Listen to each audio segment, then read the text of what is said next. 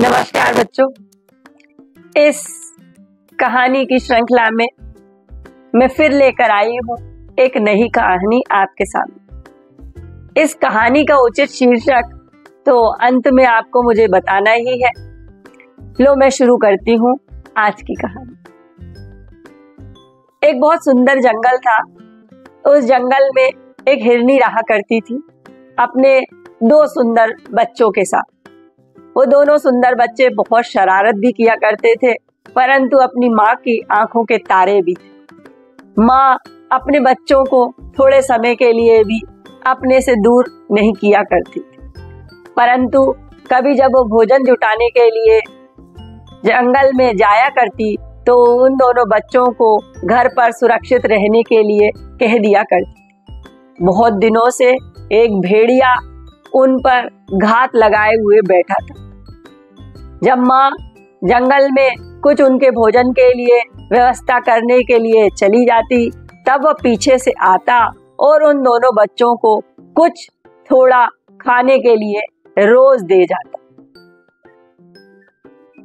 छोटा हिरन का बच्चा कहता भी कि बड़े भाई से कि आज मैं माँ को बता देता हूँ कि कोई हमें आकर कुछ खाने को दिया करता, लेकिन बड़ा भाई मना कर दिया करता था कि नहीं, माँ को क्यों बताना। वो दोनों ये बात माँ से छुपा लिया करते। अब वो रोज की आदत बन गई थी। भेड़िया आता, उन्हें कुछ खाने को देता और वे उस खाने की चीज को खाकर बड़े खुश हो जाते। माँ जब भोजन लेकर लौटती तो दोनों बच्चे उस बात को छुपा लिया करते थे, वो माँ को बताया नहीं करते। परंतु एक दिन वो भेड़िया आया और उसने कहा कि चलो बच्चों, आज मैं कुछ ज्यादा तुम्हें मीठे फल और बहुत सारा खाना दूंगा, तुम पास में मेरा घर है वहां चलो। अब दोनों बच्चों को आदत हो चुकी थी कि ये भेड़िया हमें कोई नुकसान नहीं पहुंचाता है, बस हमें खाने के लिए ही कुछ ना कुछ देकर जाता है। ये सोचकर वो दोनों बच्चे उसके साथ पड़ोस वाले घर में जाने के लिए तैयार हो गए, लेकिन उन्हें क्या पता था कि वो धीरे धीरे पड़ोस वाले घर का तो बहाना था, ले जाकर वो बहुत दूर उन्हें कहीं एक जंगल के एक गुफा में कैद कर देगा। शाम को जब माँ लौट कर आई तो वो घर में अपने दोनों बच्चों को न पाकर बड़ी दुखी हुई और रोने लगी। आसपास के जंगल में रहने वाले सारे जानवर एकत्रित हो गए और देखने लगे कि वो दोनों बच्चे कहाँ लापता हो गए। एक दूसरे से पूछ ही रहे थे कि पता चला कि हाँ, दोपहर में दो बच्चों को एक भेड़िए के पीछे जाते हुए तो देखा गया था, परंतु कोई निश्चित खबर नहीं आ पा रही थी कि कौन उन बच्चों को ले गया। थोड़ी देर तक माँ रोती रही और माँ शाम होते होते बहुत ज्यादा जब घबराने लगी, तब आस पड़ोस के जानवर उससे कहने लगे कि आप चिंता नहीं करें, कहीं ना कहीं कोई ना कोई उन बच्चों की खबर लेकर उस तक आ ही जाएगा।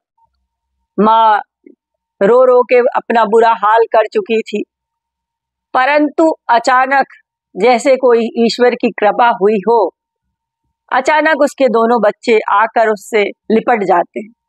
वो बड़ी खुश हो जाती है कि मेरे दोनों बच्चे मुझे वापस मिल गए, लेकिन वो जब उन बच्चों से पूछती है तो वो बताते हैं कि हमें तो भेड़िया लेकर चला गया था, लेकिन ये बघीरा चाचा हमें जो है वापस लेकर आ गए।